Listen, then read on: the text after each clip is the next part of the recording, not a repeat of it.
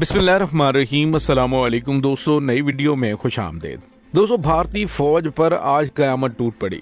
21 फौजी हलाक, दर्जनों जख्मी और कई लापता। दूसरी जानिब चीन और रूस ने एक नया ग्रुप बनाने का ऐलान कर दिया। पाकिस्तान कहां पे खड़ा होगा, अहम तरीन तफसीलात सामने आ गई और इस ग्रुप का मकसद क्या है, कौन कौन से ममालिक इसका हिस्सा होंगे और मगरिब को टक्कर देने के लिए चीन और रूस ने ये इंतहाई कदम क्यों उठाया है। वीडियो की तफसील में जाने से पहले आप देख रहे हैं हकीकत की दुनिया डॉक्टर अली के साथ। हमारा चैनल सब्सक्राइब करके घंटी के निशान को दबाना मत भूलिएगा। इस वीडियो को ज्यादा से ज्यादा फेसबुक, व्हाट्सएप और सोशल मीडिया पर शेयर जरूर करें। शेयर और लाइक करने के साथ साथ कमेंट बॉक्स में पाक फौज जिंदाबाद, पाकिस्तान जिंदाबाद और पाकिस्तान के गुमनाम हीरोज को सलाम का नारा कमेंट जरूर कीजिएगा।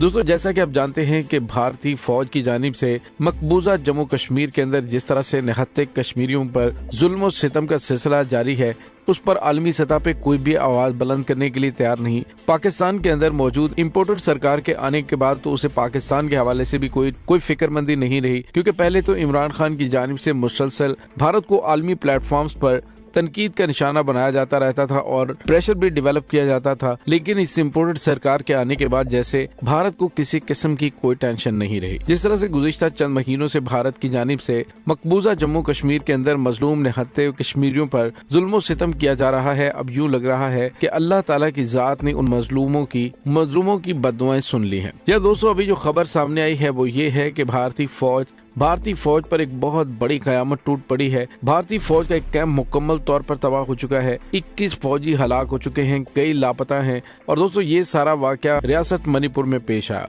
जहाँ पर इम्फाल जिरीबाम रेलवे प्रोजेक्ट की हिफाजत पर मामूर भारतीय फौज के एहलकारों के लिए एक चेक पोस्ट कायम की गई थी। वहाँ पर लैंड स्लाइडिंग के बायस मिट्टी का एक बड़ा तौदान गिरा, जिसके नतीजे में मलबे तले 100 से ज्यादा एहलकार दब गए, जिनको निकालने की कोशिशें की जा रही हैं।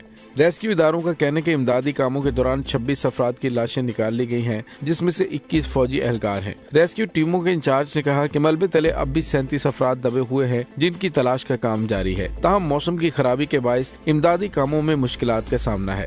उन्होंने कहा कि 13 फौजियों और 5 सिविलियंस को मलबे से जिंदा निकाल लिया गया। भारतीय वजारत दिफा के पब्लिक रिलेशन ऑफिसर की जानिब से जारी बयान में कहा गया कि रेलवे प्रोजेक्ट की हिफाजत पर उन एहलकारों में ज्यादातर रिजर्व फौजी थे जो कि रेलवे के एक प्रोजेक्ट पर काम कर रहे थे। तो दोस्तों, इससे पहले भी भारतीय फौज पर इस तरह की कुदरती आफात के हमले हो चुके हैं। अब मणिपुर के इलाके में भारतीय फौज का ये एक बहुत बड़ा नुकसान है। दोस्तों, दूसरी जानिब आपको ये बताते चलें कि जिस तरह आप जानते हैं कि चीन और रूस के बढ़ते हुए असर रसूख को पूरी दुनिया में कम करने के लिए अमेरिका और मगरबी इत्तेहादियों की जानिब से एड़ी चोटी का जोर लगाया जा रहा है, लेकिन रूस और चीन ने भी अपनी हिकमत अमली मुकम्मल तौर पर तैयार कर रखी है। दोस्तों, अब रूस और चीन ने मगरब के G7 के मुकाबले में नया ग्रुप बनाने का ऐलान कर दिया है। दोस्तों, ये खबर जर्मन अखबार ने ब्रेक की है। उन्होंने कहा कि चीन और रूस चाहते हैं कि 5 बड़ी उभरती हुई पांच बड़ी मईशतों का एक क्लब यानी ब्रिक्स मगरबी इत्तेहादी ग्रुप ऑफ 7 का मुकाबला करे। उस मकसद के लिए बीजिंग और मॉस्को बज़ाहिर उस ग्रुप को बढ़ाने की कोशिश में है, जिसके दीगर 3 शुरका ब्राजील, भारत और जनूबी अफ्रीका हैं। दोस्तों, जर्मनी के जरीदे की जानिब से दावा किया गया कि यूक्रेन के खिलाफ रूस के हमले का आगाज और मगरबी पाबंदियों के नफाज के बाद से मॉस्को एशिया, अफ्रीका और लातीनी अमेरिका के ममालिक के साथ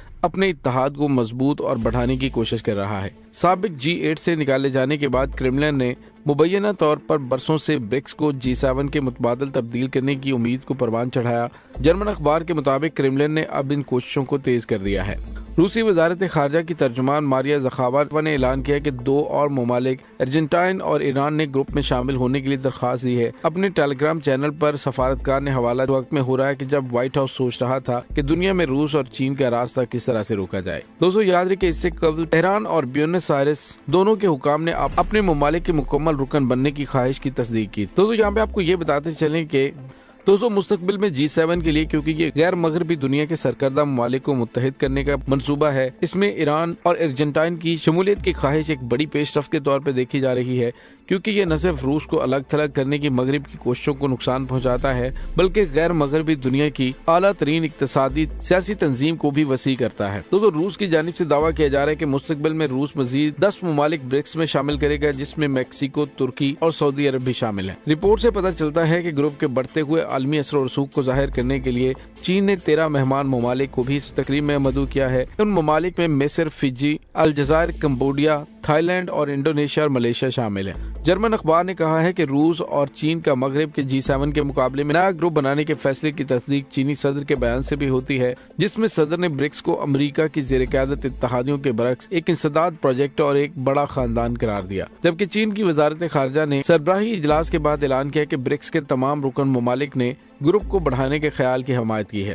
برازیل، بھارت اور جنوبی افریقہ اس معاملے میں مکمل طور پر ایک صفحے پہ نہیں ہے۔ بھارت کی شمولیت کے حوالے سے بہت سی قیاس آرائیاں جاری ہیں کہ بھارت جو ہے وہ امریکی بلاک ہے نہیں نکلے گا، لیکن دوستو یہاں پہ آپ کو یہ بتاتے چلیں کہ برکس سمٹ میں موجودہ وزارت خارجہ کی نااہلی کا مدعو نہیں کیا گیا، حالانکہ پہلے یہ اصول رہا ہے کہ پاکستان کو ہمیشہ اس میں شامل کیا جاتا ہے۔ دوستو یہاں پہ آپ کو یہ بتاتے چلیں اب پاکستان اور چین کے آپس میں تعلقات کے حوالے سے تھوڑی سی دوریاں بھارت کو فائدہ دے رہی ہیں۔ دوستو بھارت اسرائیل دوستی اور پاک چین روس سے پاکستان کی ہوتی دوریوں نے بھارت کو اس بات کا موقع دیا ہے کہ G20 اجلاس مقبوضہ کشمیر میں بلایا جائے، اور اسی طرح بھارت کو یہ موقع ملا ہے کہ وہ مقبوضہ کشمیر کو یروشلم کی طرح بھارت کا حصہ بنانے کی سازش کو مکمل کرے۔ جس طرح اسرائیل نے یروشلم کو اسرائیل کے دارالحکومت تسلیم کروانے کے لیے امریکہ کو سفارت خانہ بنانے پر مجبور کر دیا تھا، اسی طرح بھارت نے بھی 5 اگست 2019 کی ترمیم کی مدد سے مقبوضہ کشمیر کو بھارت میں ضم کر لیا، اور اب پوری دنیا سے یہ تسلیم کروانے کے لیے G20 اجلاس منعقد کروا رہا ہے کہ مقبوضہ کشمیر میں G20 ممالک کے اجلاس یا تقریب منعقد کرنے سے متعلق خبروں پر دفتر خارجہ نے کہا کہ پاکستان ایسی کسی بھی کوشش کو یکسر مسترد کرتا ہے، جبکہ گزشتہ روز چین نے بھی اس کی مخالفت کی تھی۔ دوستو یہاں پہ آپ کو یہ بھی بتاتے چلیں کہ مقبوضہ جموں کشمیر کے اندر کل جماعتی حریت کانفرنس اور پاکستان کی جانب سے بھی G20 ممالک کو خبردار کیا گیا ہے کہ وہ اقوام متحدہ کی طرف سے متنازع قرار دیے گئے جموں کشمیر میں کانفرنس کا انعقاد کر کے عالمی ادارے کی ساکھ کو مجروح کرنے سے گریز کریں۔ بہرحال دوستو یہ تمام صورتحال یہ ظاہر کر رہی ہے کہ چین اور روس نے امریکہ کے مخالف اور متبادل پلیٹ فارمز کو تشکیل دینا شروع کر دیا ہے، اور آنے والے عرصے میں جب چین کی جانب سے سپر پاور کا اعلان کیا جائے گا تو وہ ان اداروں کا محتاج نہیں ہوگا، بلکہ اس سے پہلے یہ تمام ادارے الگ سے تشکیل دیے جا چکے ہوں گے۔ دوستو پاکستان کو اس تمام صورتحال کے اندر اپنی سفارتی اثر و رسوخ کو بڑھانا ہوگا اور خارجہ محاذ پر اپنی پرفارمنس کو بہت بہتر کرنا ہوگا، ورنہ جس طرح سے پاکستان کو برکس سمٹ کے اندر بلایا نہیں گیا تو یہ پاکستان کے لیے ایک بہت بڑی خطرے کی علامت ہے۔ دوستو اس تمام صورتحال کے بارے میں آپ کا کیا کہنا ہے؟ کمنٹ سیکشن میں اپنے خیالات کا اظہار ضرور کیجیے گا۔ اس کے ساتھ ہی ڈاکٹر علی کو اجازت دیجیے، انشاءاللہ بہت جلد ملتے ہیں ایک نئی ویڈیو میں۔ تب تک کے لیے اپنا بہت سارا خیال رکھیے گا۔ پاک فوج زندہ باد، پاکستان پائندہ باد، پاکستان کے گمنام ہیروز کو سلام، اللہ وارث۔